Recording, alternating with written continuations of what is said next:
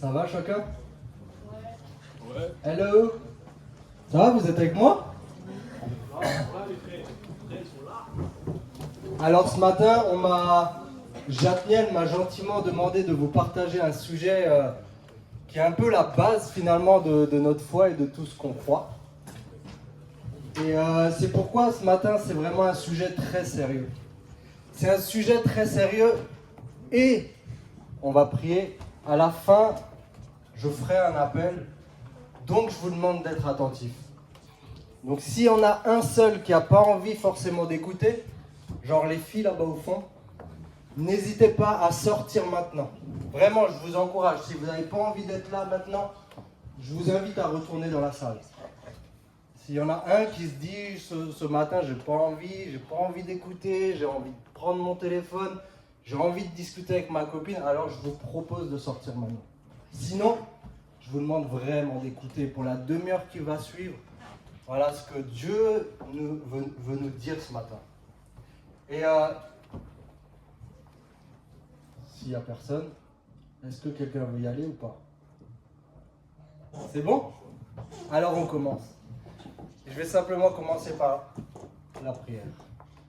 Merci Seigneur Jésus pour le thème que tu as mis sur le cœur de Jatniel. Merci Seigneur pour ce thème que tu veux qu'on discute ce matin Seigneur, et je le remets entre tes mains Seigneur.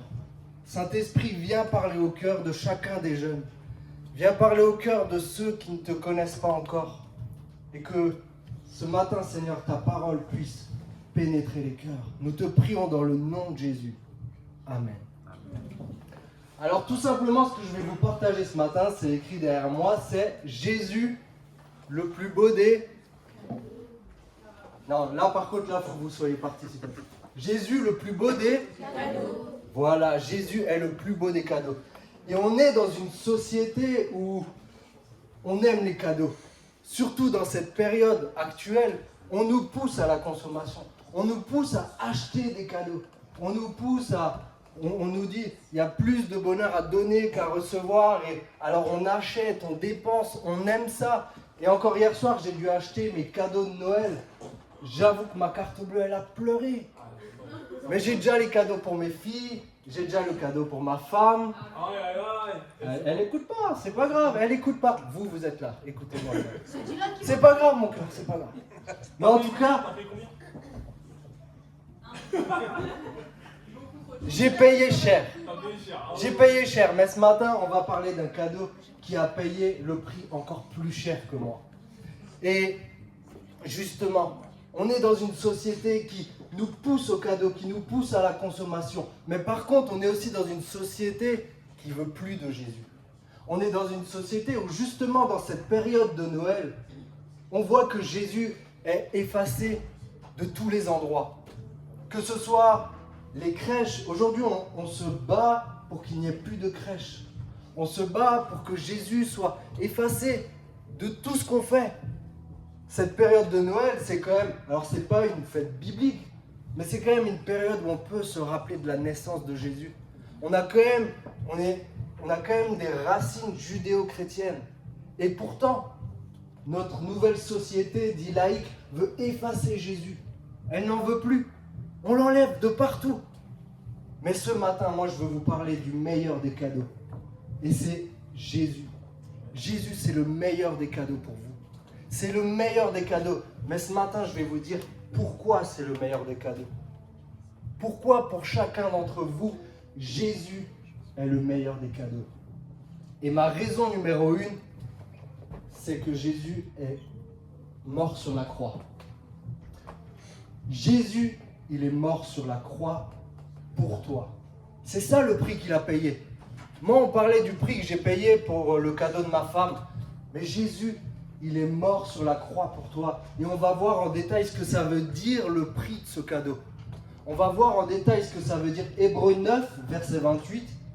De même Christ, qui s'est offert une seule fois pour porter les péchés de plusieurs, apparaîtra sans péché une seconde fois à ceux qui l'attendent pour leur salut.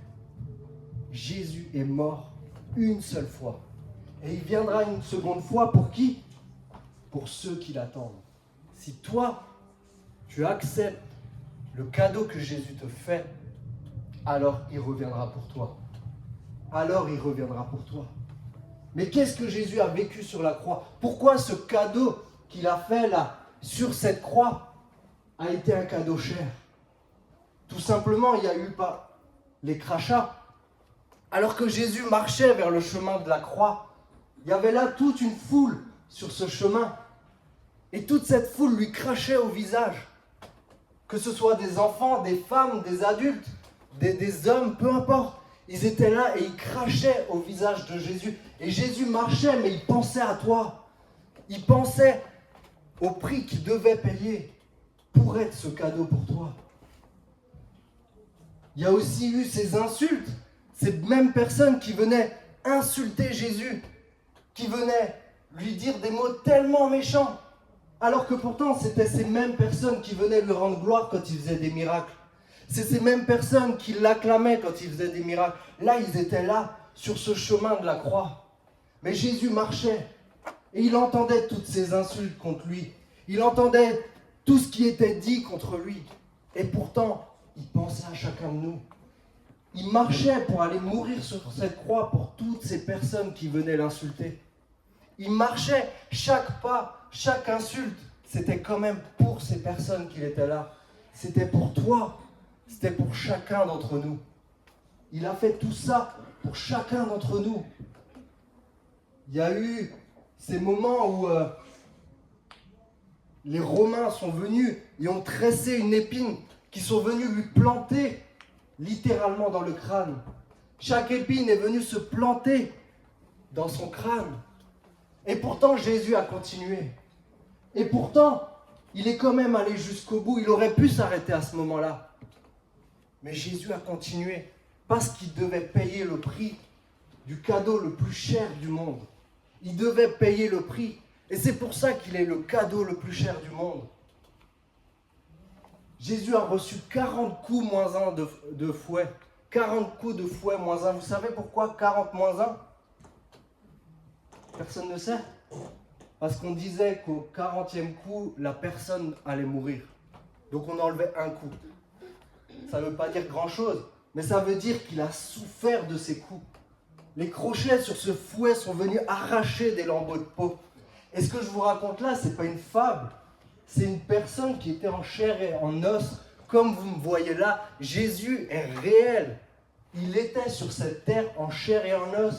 Vous pouvez vous toucher et imaginer que c'est votre peau qui reçoit ces coups de fouet. Alors que Jésus n'avait rien fait. Jésus était innocent. Là, sur cette croix, imagine un instant tout ce qu'il a subi avant déjà d'arriver sur la croix. Mais quand il est arrivé sur la croix, là, on l'a allongé sur la croix. Et qu'est-ce qui s'est passé? On lui a planté des clous dans les mains et dans les pieds. On lui a planté des clous dans sa chair. Ça, c'est le prix que Jésus a payé pour t'offrir ce cadeau. C'est le prix qu'il devait payer. Et si Jésus a transpiré des grumeaux de sang dans le jardin de Gethsémani, c'est parce qu'il savait par là où il devait passer. Et c'est pour ça qu'il dira à son Père, si tu le veux, éloigne cette coupe de moi. Mais après, il dira non pas ma volonté, mais ta volonté. Parce que Jésus savait par là où il devait passer. Mais ce que je suis en train de vous dire là, c'est pas ce qui a fait souffrir le plus Jésus. On va voir après qu'est-ce qui a fait souffrir le plus Jésus. Mais j'aimerais juste vous donner une petite image pour que vous compreniez bien ce que Jésus a fait sur la croix. Alors, en rien, je veux comparer Jésus à ce que je vais vous montrer vraiment. En rien, je compare Jésus à ça. Mais c'est pour vous donner une image que je vais vous expliquer. Alors là, vous voyez mon petit nounours. Il est mignon. Ouais. Et il manque des cheveux quand même. Ouais. On dirait Jérémy. Ouais. Il est petit, une grosse tête et des petits cheveux. Quand on appuie sur son ventre, regardez. Il est chou, non? Il sert à quoi ce nounours? Il est innocent. Regarde, il a les bras grands ouverts. On dirait qu'il a envie de nous faire un câlin. On dirait qu'il a envie de nous réchauffer le cœur. Est-ce qu'il a fait quelque chose de mal? Non. Ce petit nounours n'a rien fait de mal. Mais de la même manière, les amis, Jésus était la personne la plus innocente qui existait sur cette planète au moment où il était là en chair et en os. Et pourtant, qu'est-ce qu'on a fait? Je vais vous montrer qu'est-ce qu'on a fait.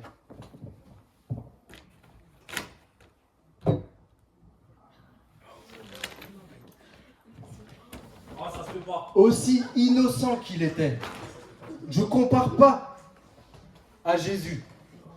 Mais je veux vous montrer la violence du geste qui a été fait sur la personne qui était innocente. Et aussi innocent que cette petite chose elle est, et que mon geste vers elle va être violent, combien plus forte raison le geste qui a été fait contre Jésus était violent. À combien plus forte raison le geste qui a été fait contre Jésus, qui était 10 milliards de fois plus innocent que chacun d'entre nous, était violent. Et bien c'est exactement ce qui se passe là.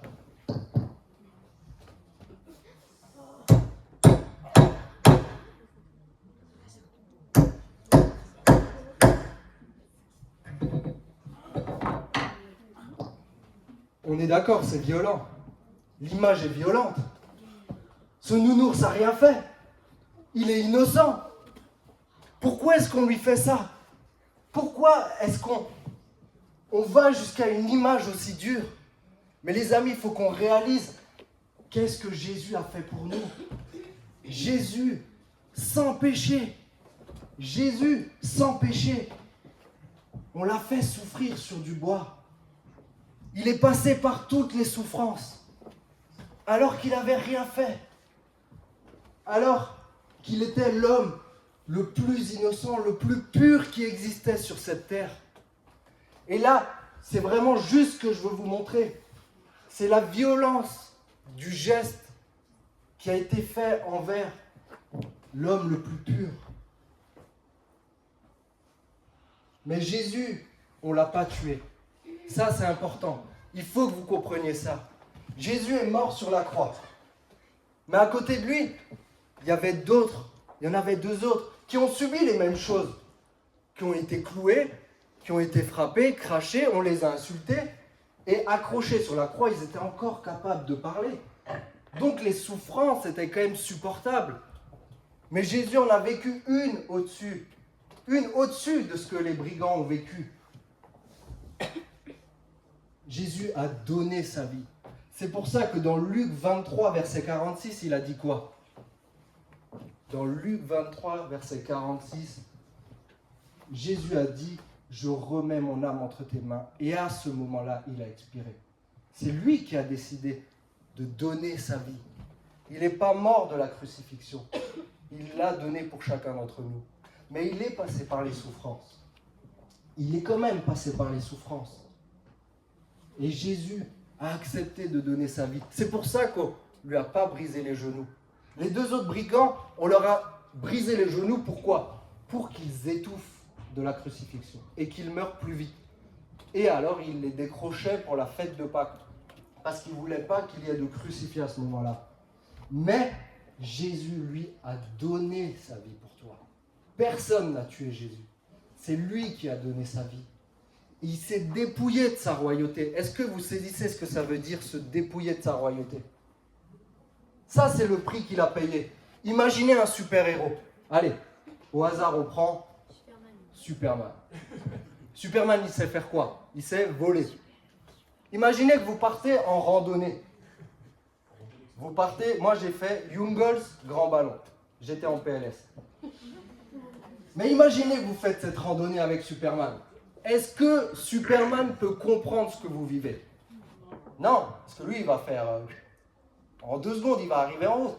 Mais imaginez que maintenant, ils disent, ok, je veux comprendre comment toi tu vis. Je veux voir qu'est-ce que c'est tes galères. Et alors, il dit, je vais faire cette randonnée, mais j'abandonne mes pouvoirs. Kryptonite. Et du coup, Superman, il marche avec toi. Il galère, il transpire, il a soif. Qu'est-ce qui se passe? Alors il pourra comprendre tes galères. Et Jésus s'est dépouillé de toute sa royauté. Et comprenez bien que lorsqu'il était sur la terre, en chair et en os, il n'avait pas ses pouvoirs divins. À ce moment-là, il était entièrement homme. Et tout ce que tu vis dans ta vie, Jésus l'a vécu. Toutes tes galères, Jésus l'a vécu. Il comprend chacune de tes souffrances. Il comprend chacune de tes difficultés. Et c'est pour ça qu'aujourd'hui, Jésus est notre soutien. C'est pour ça qu'il faut que tu tournes vers Jésus quand c'est difficile. Il comprend. Et il a tout porté à la croix pour nous. Il a porté tous nos péchés. Lorsqu'il est mort, pourquoi Jésus est mort?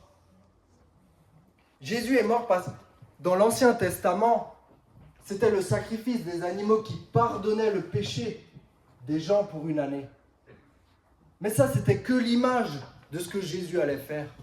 Et Jésus est le sacrifice parfait. Mais il ne pardonne pas les péchés pour une année.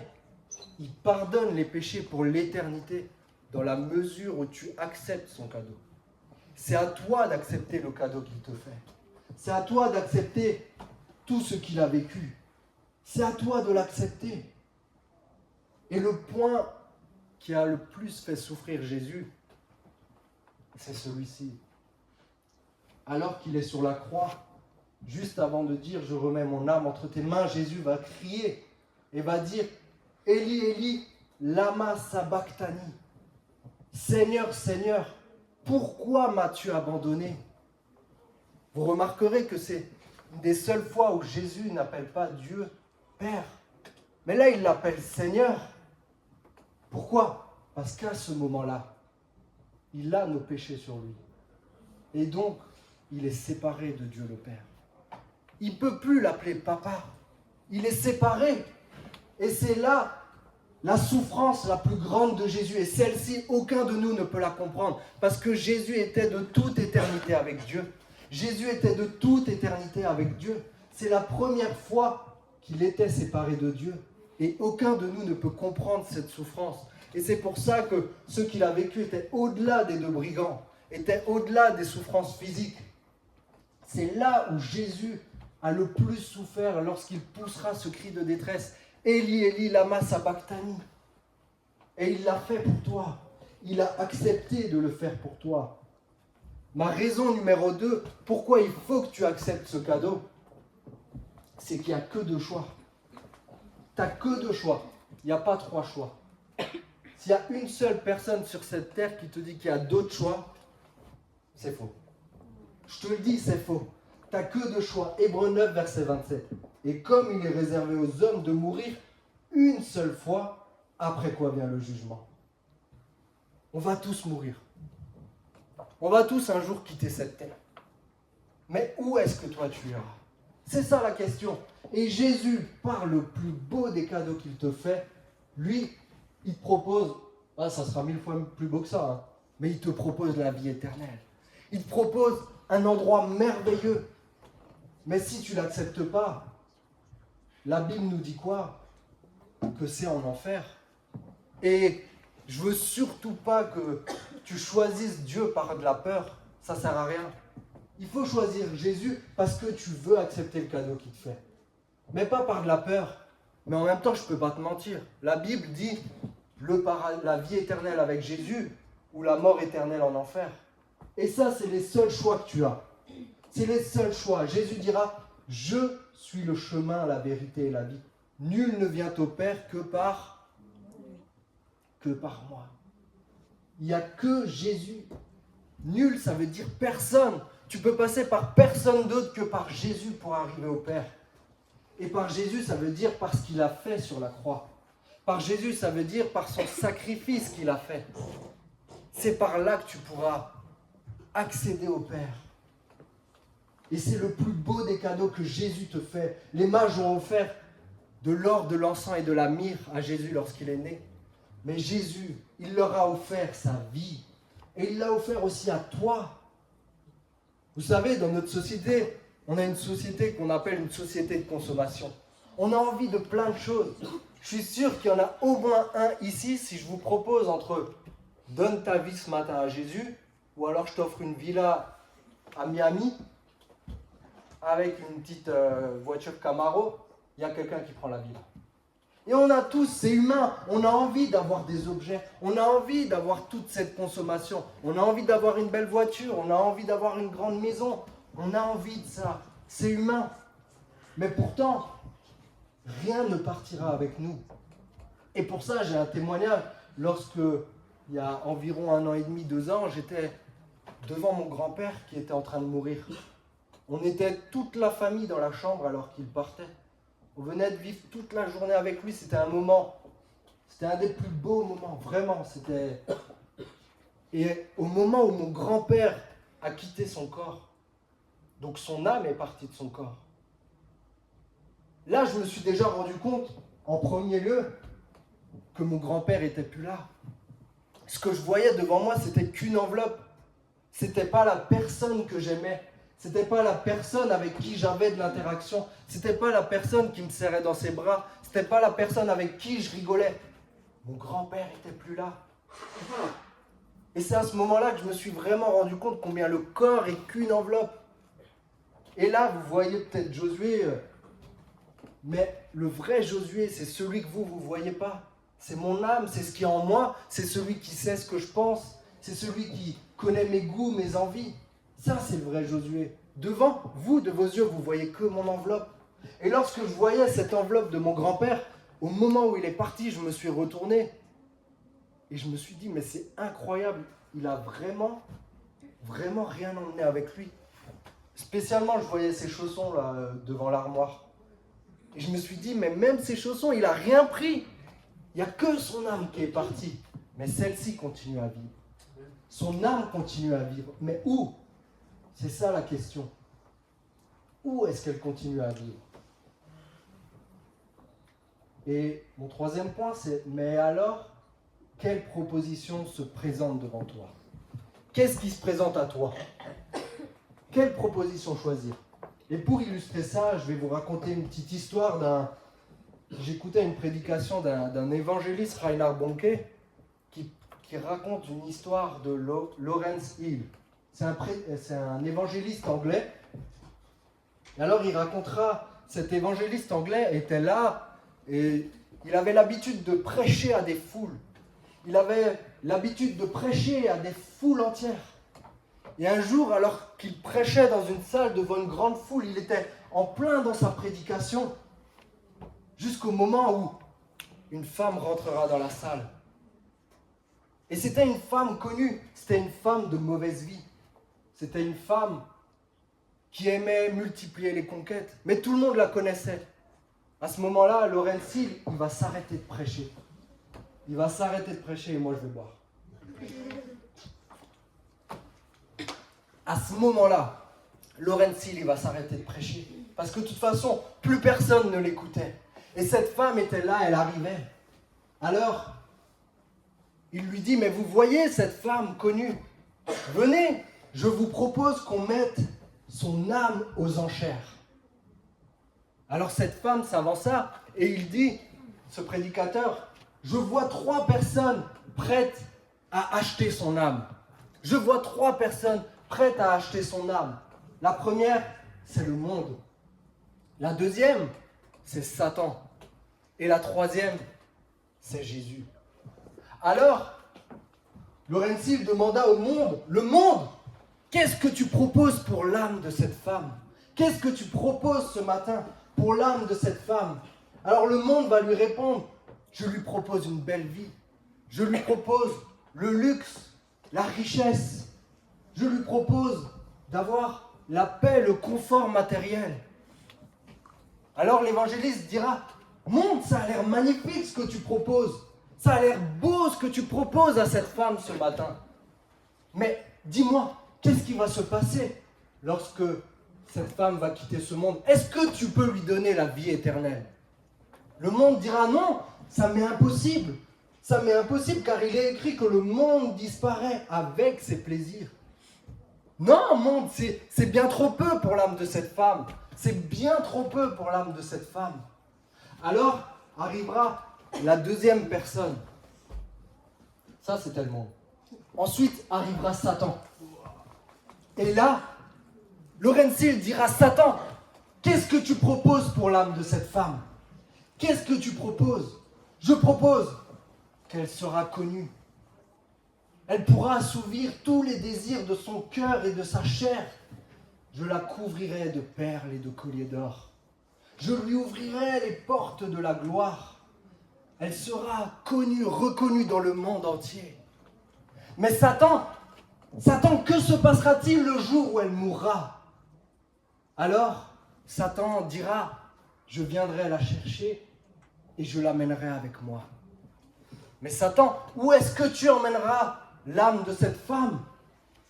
Je l'amènerai dans les temps de feu, là où est ma demeure pour l'éternité. Non, non Satan, tu ne peux pas faire ça. Tu ne peux pas faire ça, dira l'évangéliste. Et là arrivera la dernière personne, Jésus. Et alors il demandera, Jésus, que proposes-tu pour cette femme?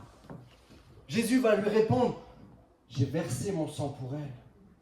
J'ai donné ma vie pour elle. Je lui donne l'or de la foi. Je lui donne un cœur pur. Je lui donne la paix qui surpasse toute intelligence. Je lui donne la plénitude dans mon royaume.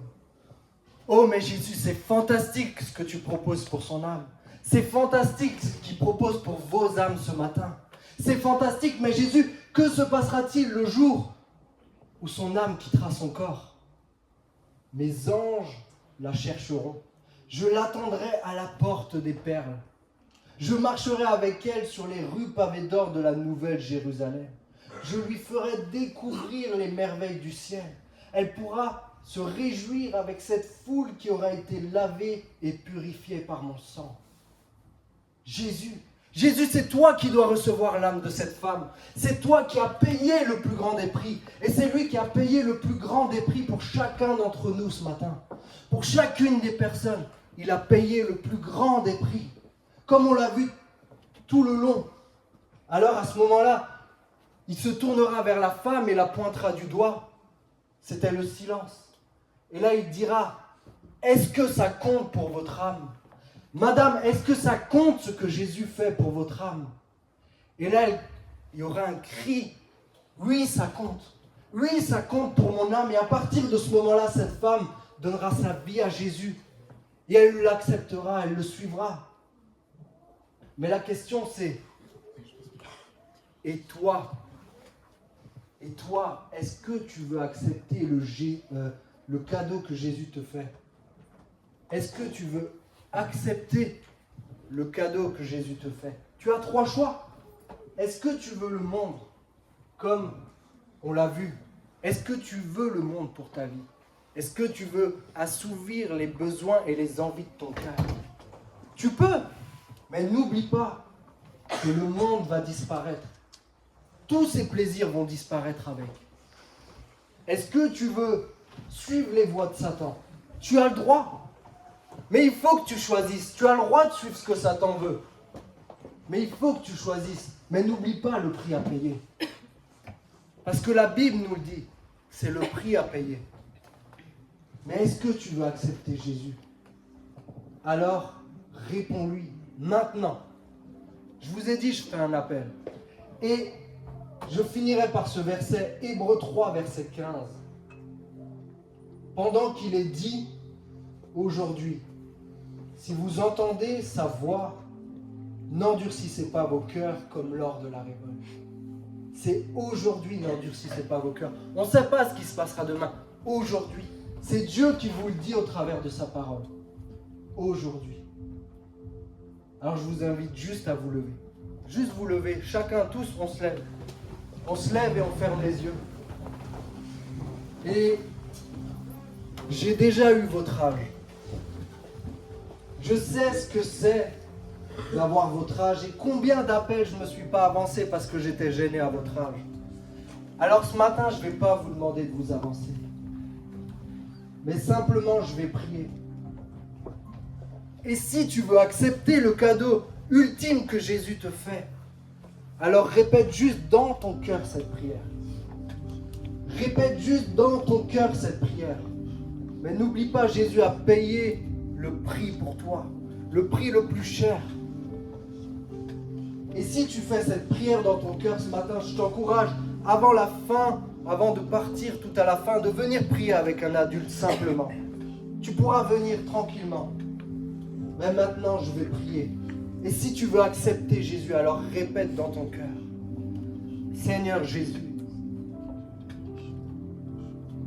tu vois ma vie. Seigneur, je crois que tu as payé le prix ultime sur la croix. Je sais que tu as souffert pour moi. Je sais que lorsque tu étais là, accroché sur cette croix et que ton sang coulait, c'est à moi que tu pensais. Et oui, Seigneur, je veux t'accepter maintenant. Oui, Seigneur Jésus, je veux t'accepter dans ma vie maintenant. Merci pour le cadeau que tu me fais. Merci pour le prix que tu as payé. Seigneur, aujourd'hui, je scelle devant toi cette alliance et je te donne mon cœur. Et je te donne mon cœur. Merci Jésus. Amen.